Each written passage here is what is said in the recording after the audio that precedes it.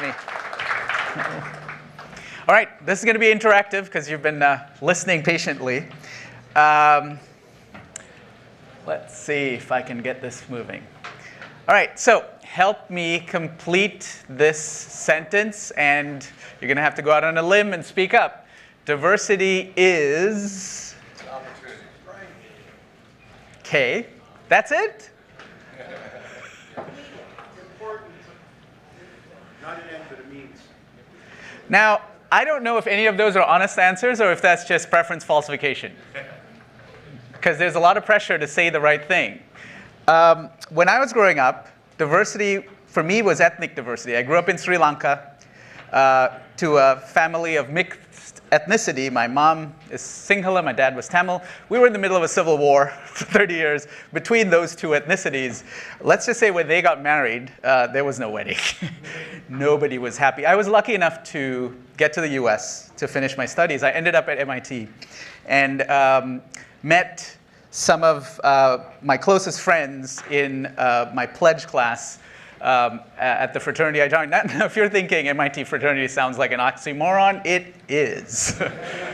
But this was the first time I was exposed to something else, which was cultural diversity. We had the Mexican, the Egyptian, the Canadian, the Swiss dude, and then the Californian, the Texan, the New Yorker, and cognitive diversity. Because we had, even though it's geek school, we had musicians, we had designers, we had architects, and then of course scientists.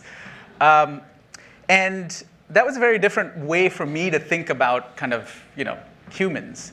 And while I was at MIT, growing up, I was spent more time doing sports. I played rugby, ran track and swimming.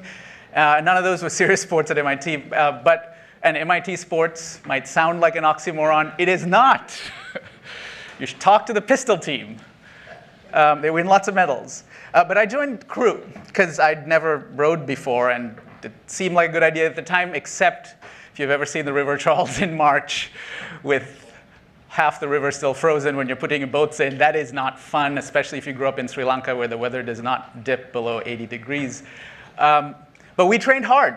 And it was a little bit of an odd crew rowing, because actually nobody in that lightweight crew team had rowed before. We had the Mexican cyclist, huge thighs, tiny upper body, the Filipino soccer player built like Diego Maradona, the Canadian high jumper who was a full head taller than me. Anyway, we did actually not too bad in the first couple of races, and I still remember winning against Rutgers. If anyone's from Rutgers, no offense. Then it was time for like the real deal, Yale. So we felt ready. And the way these races play out is, you come out of the boathouse carrying your boat, you drop it into the water, say your cheer, and take it out. So the Yale team comes out. Everyone's 5'11", it's lightweight crew. 5'11", 155 pounds. They look like clones, marching down, drop the boat, do their cheer, Y-A-L-E, Yale. And then it's our turn. It's like, we come out. If we weren't carrying a boat, you just wouldn't guess we were a crew team. We dropped our boat in, said our cheer. Does anybody know the MIT cheer? E to the, I'll spare you. It starts with E to the U, du, dx. Well, okay. E to the x, dy, cosine, secant, tangent, sine, 3.14159, integral radical mu du v. Disintegrate them, MIT. If that doesn't put fear in your heart, I don't know what will. And we lost that race. It wasn't even close. Now, if the boat broke down, or we were rowing in gale force winds, we probably would have figured out how to win that race. But diversity, whether it's physical diversity or cognitive diversity, was not an advantage in a crew race. But business is not a crew race. Precise execution of a predetermined plan is not going to help anybody win today. We're all operating in unfathomably complex environments. And so our ability to bring together different brain types, different problem-solving styles, different ways of perceiving systems and information, and forging collaborative teams that can get the work done, that's the winning formula. And that is a new kind of capability that most organizations don't have today. So, back to you. Help me complete this sentence. Neurodiversity is? Absent. All right. So neurodiversity is a term that was coined in the late 90s by sociologist Judy Singer as a way to push back on a lot of the sort of medicalization of autism. But in a sense, it's a way to think about autism, ADHD, dyslexia, other neurological differences as naturally occurring variations in the human brain. Differences. Not disabilities or disorders, just differences, which then allow us to be more aware of the unique strengths that might come along with these differences. And neurodiversity is a critical component of a broader idea of cognitive diversity, which I'm sure we've all heard of, different problem-solving styles, different lived experiences, et cetera, et cetera. And that is a concept that we all know in theory is good, but in practice, are we applying it? How do you apply it? What's the playbook? How do I harness this magic power? And it's important because even just looking at neurodivergent people in our organizations, and if you're a CIO, you've got neurodivergent teammates, 2% of the population is autistic, 4% are ADHDers, 15% are dyslexic. About a quarter of humans have atypical brain types. And so our ability to harness those brain types becomes critical, especially because you have these brain types in your organization already. And as we think about how to do that, the prize is clear, which is there's a ton of evidence that if you can harness cognitive diversity, your teams can solve complex tasks faster. And it's not just in the lab, it's in the real world as well. And as a founder, I've been on a 10-year journey to prove exactly that neurodiversity can be a competitive advantage for business. But in order to do that, we have to get past a lot of norms and practices and habits we just take for granted, like how we do recruiting. I'm happy to share this with anyone who wants, but there was a meta-analysis done of 50 years of recruiting and the efficacy of different techniques. The R-squared between the number of specific number of years of prior experience and on-the-job performance is 0.03. And yet that's the first requirement on any job description. So you're basically telling most of the people who could do the job, hey, forget about it. And the list goes on. Or the way we do the work.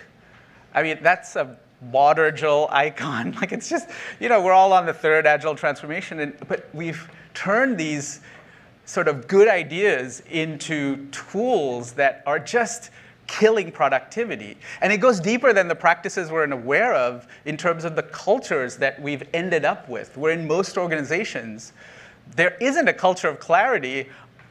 Conversely, there's a culture of ambiguity. You walk out of meetings, you're not sure what to do, and you can imagine the rework that results in this. And all of these things are impeding productivity for everyone, and it can really be destructive for some of the teammates. And at Ultranauts, that's the journey we've been on, is to try to reimagine the workplace and redesign work systems so that all brain types can use their strengths, collaborate with people who are different, and just get on with the work and drive value. And so today we have teammates in 30 states across the US, a couple Canadian provinces. 3/4 of our team is autistic. We have a ton of teammates who are ADHDers, who are dyslexic, dyspraxic. We have a ton of teammates who are non-speaking, including in lead engineering roles. Half the team probably have auditory challenges. We over-index on things like anxiety and complex PTSD from prior trauma. And so you can imagine running an Agile Scrum team at Ultranauts can't be done by the old management playbook or the DEI checklist. We had to go down to first principles and just reimagine how work has to happen, because the work we were doing is complex. It's not exciting. We do like software quality engineering, test automation, or data quality engineering, like auditing processes and systems.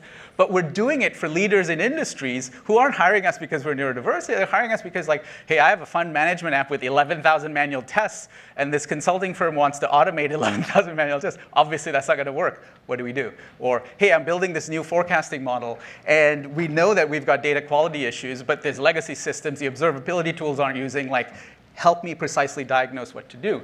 And so we need to perform, and we need to do it under extreme circumstances in one sense, because we have all these different brain types. But we've been able to do it, and we've been able to drive consistent growth year over year, and despite being 100% virtual. We're remote native. We've been that way for 10 years. Our team is about 2 to 3 times less lonely than the typical workplace. And the way we've done that is by designing what we call a universal workplace. It's not about one group or another. We're all human. If we see one group benefiting and the other not, it's very human to not really be excited about that eventually. Initially, you might feel like you should want to. We don't like giving things up. And so we have to design universally. We have to figure out how we can build work systems that work for everyone. And to do that, we need to come back to a very human understanding of what do you need to get your work done. So you have access to the information you need, the knowledge you need, the systems you need to collaborate, the interactions in a way that's constructive to you. And we think this is possible, but we do think the only way there is to just leave behind all this nonsense we've taken for granted for 100 years that worked in an industrial world, but not in the complex world we are in. And so I'm at time.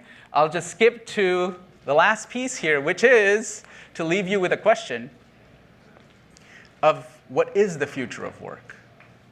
It's for you to decide, but if you're going to get there with the team you have, that is neurodiverse already, you're going to need to get back and start paying attention to how is the work happening, and how can you create environments where each of those individuals on each team can fully use their strengths and drive value for the business.